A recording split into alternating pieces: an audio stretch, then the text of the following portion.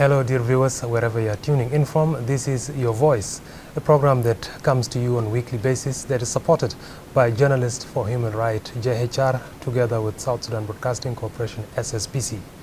I'm your presenter, Tech Stephen Ugut, and in this episode, our main topic will be based on disability. And joining me in the studio is the Minister of Gender, Child and Social Welfare, Honorable Aya Warile. Welcome to the program. Before we proceed with our program, our reporters of this program have compiled a small report on disability in one of the residential areas in Juba, based on one character who is also a disabled person by the name James Paul Akol, and the story is narrated based on his point of view.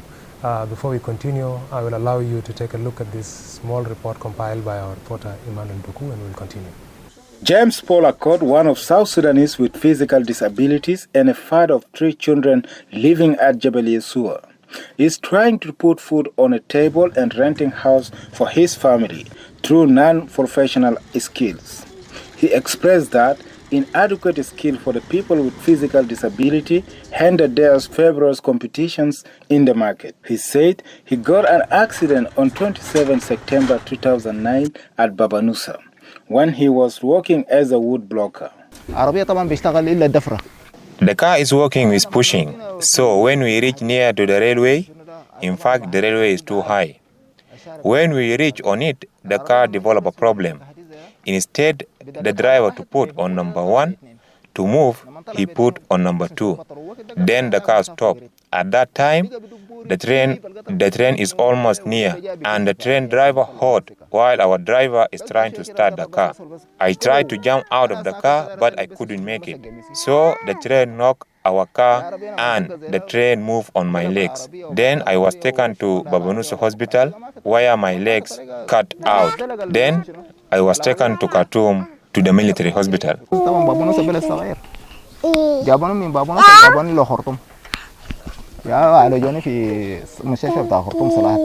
James said despite his skills and knowledge on mobile repair and metal work, NGOs are not interested to offer them jobs. He explained that he is willing to train up other people with disabilities to have the skills. James Paul appealed to the government and NGOs to visit people with disability, not for the money, but rather would help them psychologically. He added that let the NGOs not only provide food, but would also empower them. The Secretary General of South Sudan Association of Vision Impairment, Agustino Wudu Ilario, said the association has a common goals with the Association of Physical Disabilities, with the aims of advocating for the right of the people with disabilities because they are part of the society deserve recognitions of dignity. Persons with disabilities, they need to be given equal access and equal opportunities. In their families, they need to be provided with all the necessary needs. He has a right, or he also has a right to go to school like any child in the house. He has a right to access better medical services like any child in the house.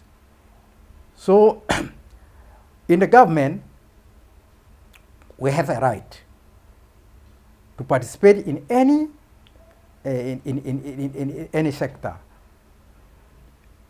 economically, socially, and politically. Agustino Paul appealed to the government to give them chance in political arena.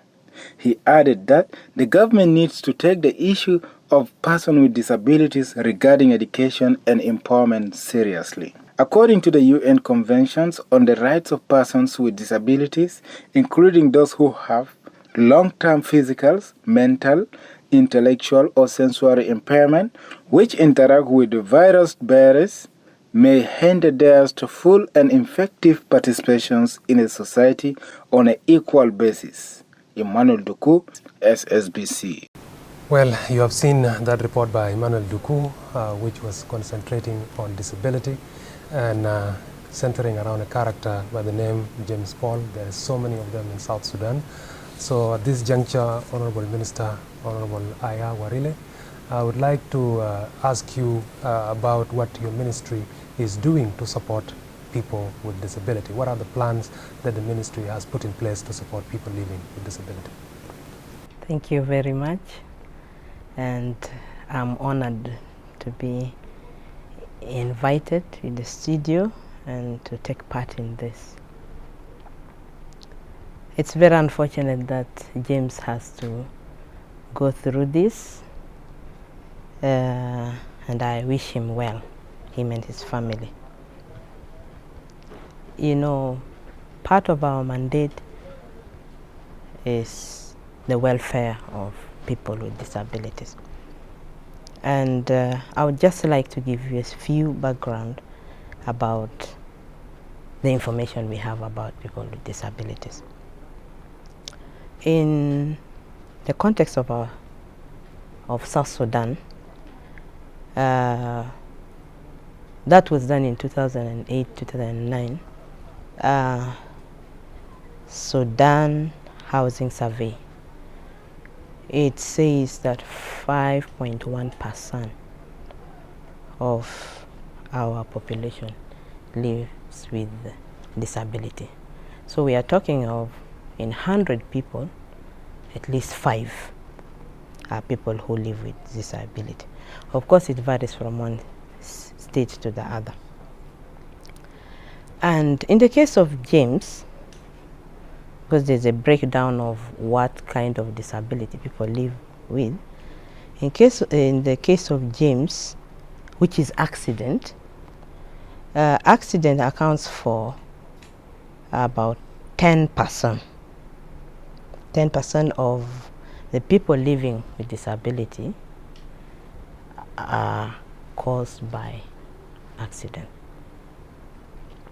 In the Ministry of Gender, Child and Social Welfare, we have different organizations of people living with disability. We have the blind, we have the deaf, we have people who are living with disability due to polio, we have those with blood pressure, we have the ones for James, a road accident. Some acquired disability during birth. They are all organizations. They organize themselves. We know where they are when we have any program that needs them. Like now with COVID-19, we know exactly where to get them because we are already in contact with them. So we just reach out to them. They are so organized and they carry out their activities. Sorry to interrupt you briefly. The data you are giving us, statistic that you just gave us, I believe it's for the entire Sudan before the independence of South Sudan. Has there been any attempt so far since independence to get an accurate statistics of the number of those living with disability? Not really. Not really. But what we are doing now is to make sure that Juba has always been ours, accessible. So we are working with them to see the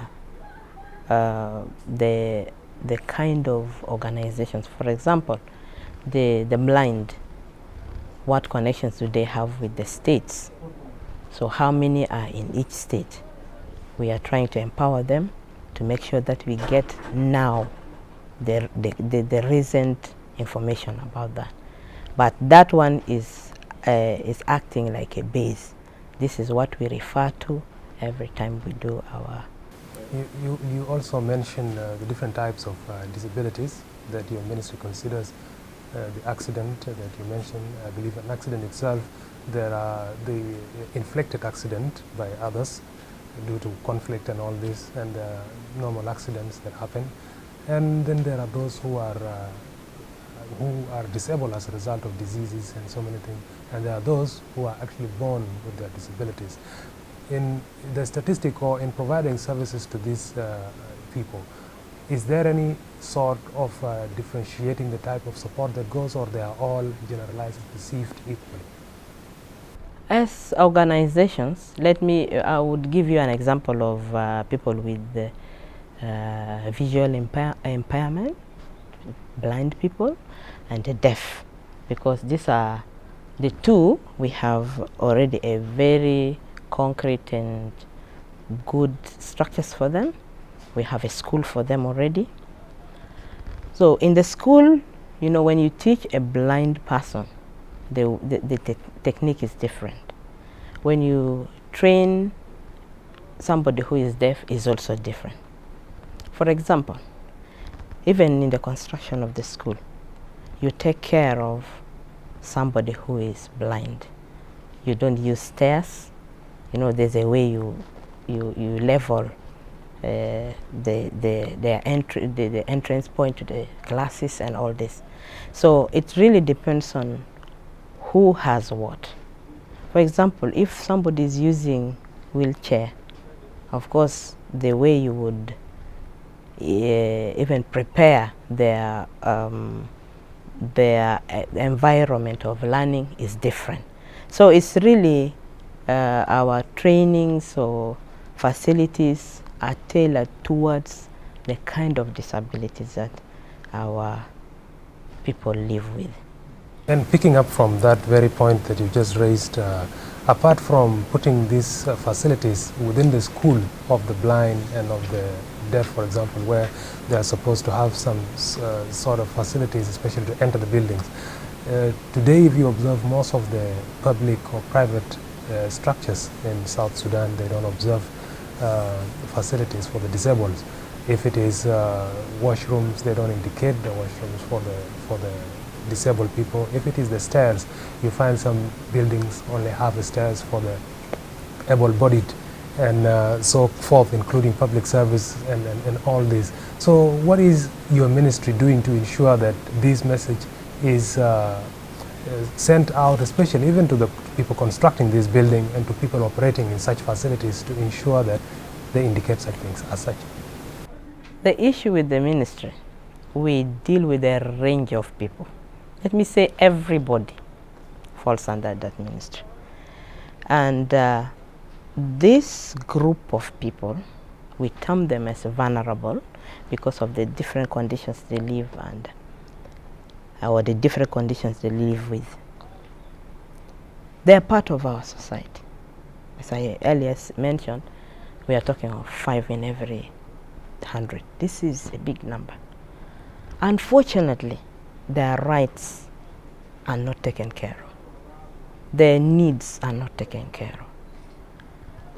Let me put it this way, even in our own families, if one child has any kind of disability, is normally treated differently. In fact, we discriminate against. If the school fees is not enough, we would prefer to send this other child and leave this with disability in the house. So it's a whole range of problems that they face, right from homes. So if in our own families we don't take care of people with disability, who else would take care of them? These people who construct, those who run those hotels, those who construct the offices, they somehow have contact with people with disabilities. But yet, we don't talk about them. We don't take care of their needs. So people are not aware, or we've decided not to be concerned about this. We have, it's their right. It's not even a favor somebody's doing. So we need to do more. People have to know about this group of people existing, and that is their right to education, to all the services like any other person, including what we've just mentioned. And regarding these disabled people, as you mentioned, starting from their families at home, in order for them not to be seen as a burden to their families, to the society, the best thing would be, of course, to give them education to empower themselves. You mentioned that there is one such school for the disabled, which is the one for the blind. Is there any other school for different type of disability that the government or any international organization, NGOs or private sector, any group has supported in South Sudan so far, apart from the blind?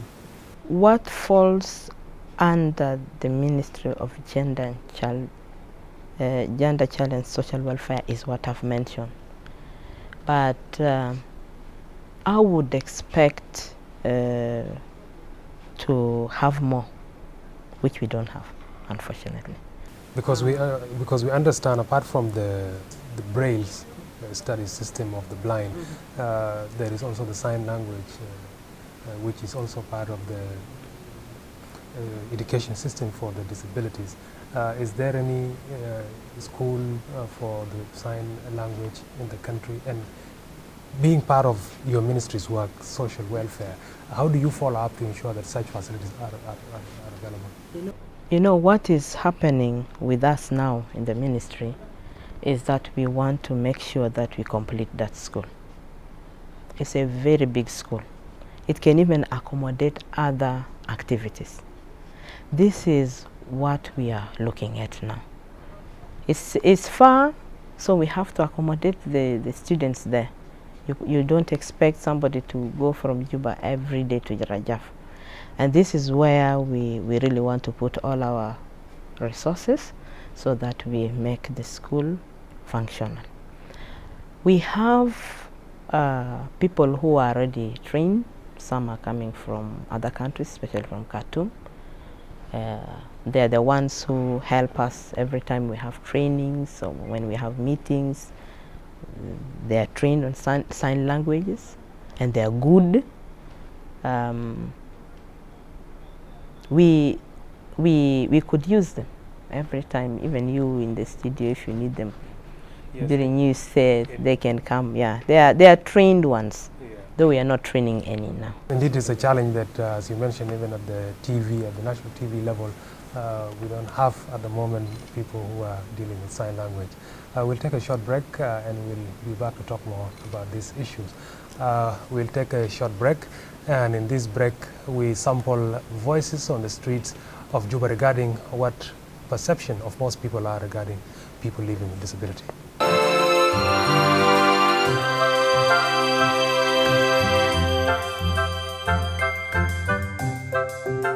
المجتمع قاعد يبعد الزول زي ده لانه يفتكروا انه الزول ده خلاص انه فقد عمل ما ممكن يقدر يواصل حياته ممكن يباشر حياته زي الباقيه يعني هم شايفين انه الزول ده ممكن يزعجهم كثير في كل حاجه ممكن يقول احنا بنحتاج منه عملوا لي ده وسووا لي ده عشان كده هم بيحاولوا يبعدوه منهم وكده ما انسانيه يعني مثلا الزول زي ده محتاج لنا نكون جنبه ونساعدوه بكل حاجه محتاج بها.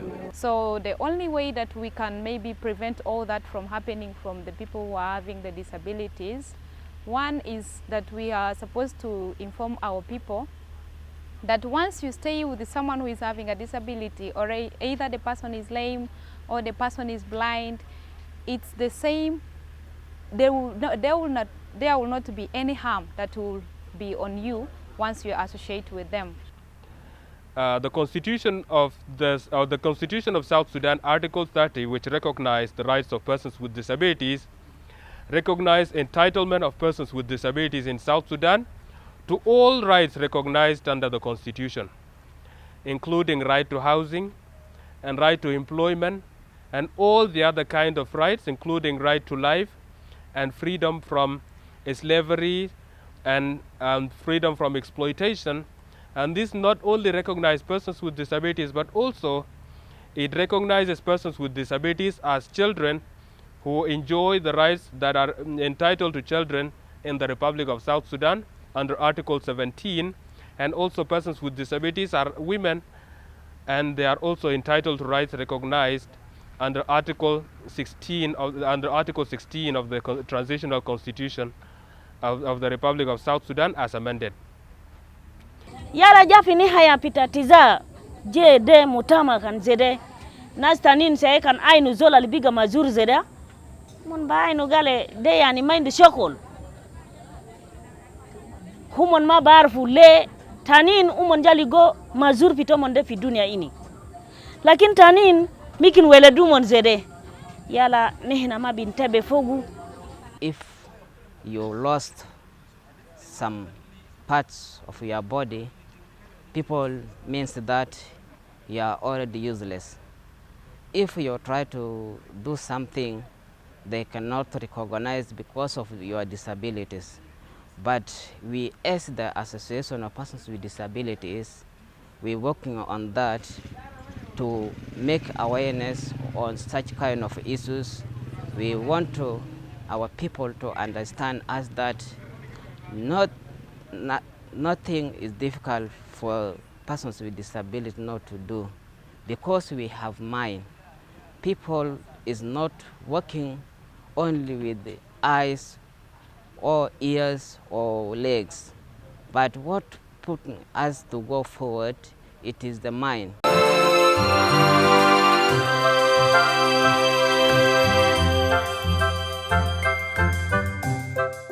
Welcome back from that brief Vox Pops, and you have seen that small Vox Pops there, Honorable Minister.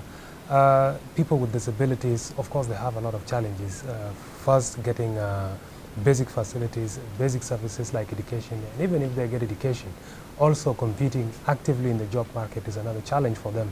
So in this case, what does the government do to ensure that people with disabilities are given consideration to gain access to the job market so that they can be employed, empower themselves, and empower their families effectively? What was his name? He quoted the Constitution. It's what we should have referred to. But unfortunately, we don't. I still keep on saying this. The basic unit of any society is the family. How the family looks at persons with disability matters a lot. How we use them. Some are put on the roadside to raise some funds, some for other things. The girls are given up. These are not happening at the higher level. It's happening right at the family level. So it starts with us. Out there, we change our attitude. Let's understand them. Let's see how we can help them, because a child's responsibility lies with the family. If the facilities are there to train them, allow them to be trained. And in the ministry, after we move with the blind and the deaf, you know, most of the people without legs, for example, they need to move from one place to, for example, to school.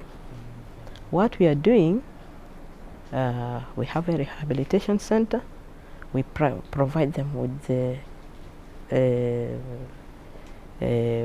wheelchair, depending on the need. When somebody has a problem, is taken there, is assessed, then they provide them with the equipment, and then they're trained on how to use it.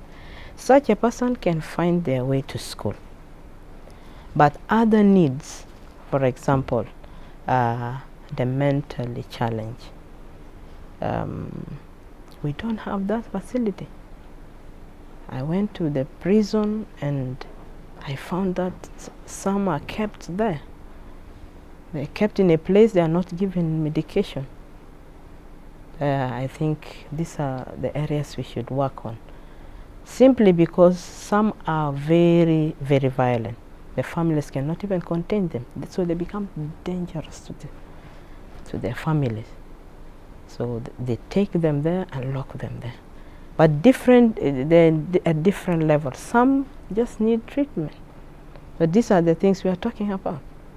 These are all the people we term as vulnerable people or people living with disabilities. So it's a whole range of, if we, honestly, in the ministry, if we get facilitated, we have so much to do. Regarding the mentally challenged, there are also some practices and certain cultures within South Sudan where if a child is born with certain mental disorder, it's considered as a curse, and the child sometimes is either thrown off or put in harm's way. What is the ministry doing to ensure that people are given awareness, especially those who are not having certain information about these mentally challenged people, and also regarding the people who put the mentally handicapped people in prison, because these are inhuman acts? What are the plans so far to ensure that people stop taking people with such condition to prisons? It's not only the mentally challenged. Some consider when you are born blind, you are a curse to the family. All the others. If you, for example, something happened, an accident happens like the one of James, if he's amputated, they think you are bringing bad luck to the family. So this issue, I don't know whether it's cultural, it applies to all. For the mentally challenged, when I visited and I realized they were there, we had a chat with the Minister of Interior, and I asked him what that one, because I couldn't go there, they were shouting and they were making a lot of noise. Then I came to understand, I didn't know, I came to understand that those guys are even dangerous to the family. Now, this one is one thing we, as a ministry, we have to take it up with the Minister of Health, because it involves treatment. Somebody is sick, it's their right to get treated. And with the team in the ministry, we are working out different programs, because we have people in the prison who are mentally challenged. We have those young boys in the prison. What can we do about them? And those who are being taken to the orphanages, what plans do we have for them? These days we are very busy. I must say that we are very busy. After some time, we are going to have clear programs for each group, depending on how. Yeah. So mentioned earlier that sometimes ministry works to ensure that people with disabilities who are in need of devices and gadgets to support themselves, like the cycles or the motorbikes or the crutches or even the prosthetic for the amputees. Who are the likely people to receive these sort of devices, and is it given at random? Because most of people with disabilities are complaining, especially those who are lame and unable to move, that they need cycles, but they are unable to get them. Anybody can access them. We are doing it with IRC. In fact, IRC is the one that's supplying all this.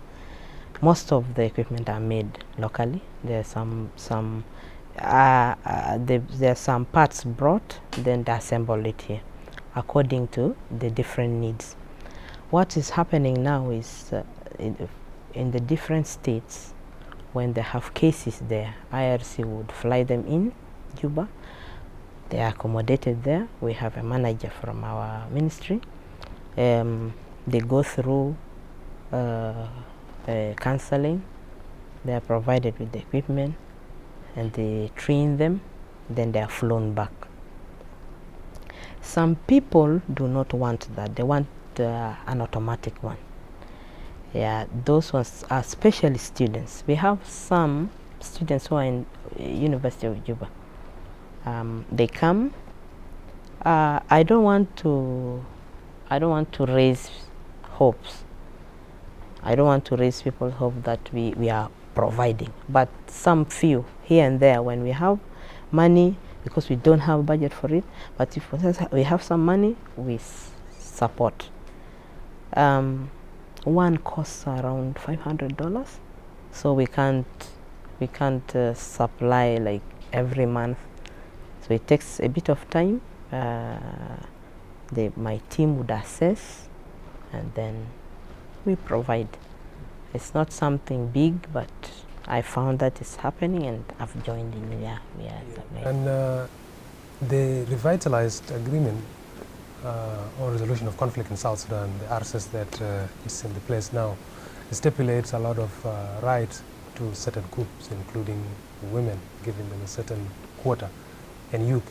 What does it say about people with disability in terms of representation at public, private, or any level of governance, for that matter?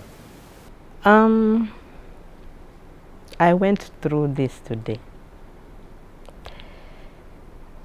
It is not very clear. It's not like the way we would say it's this percentage or this one. But I would still go back to the Constitution and still say the representation is very important, because they are part of the society. They contribute to the development of the country. So they are a very important part of it. And what are the progress or steps that are being taken, especially from your ministry side, to ensure that these things are encouraged so that these people with disabilities are represented at least in every institution? If I tell you that every group have come with a suggestion of how much percentage they want to get involved, you will get surprised.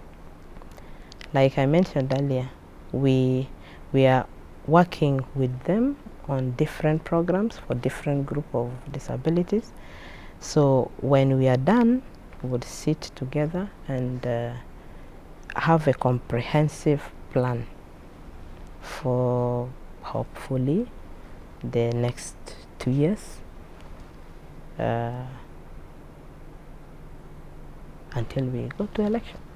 And when it comes to other line ministries, for example, the Ministry of General Education and Instructions, does your ministry work together with Ministry of Education to ensure that within the curriculum, or at least within the co-curricular activities of the ministry, they put things that are favorable to people with disabilities who will be attending common schools, either in public or private sector, or also in other line ministries like sports?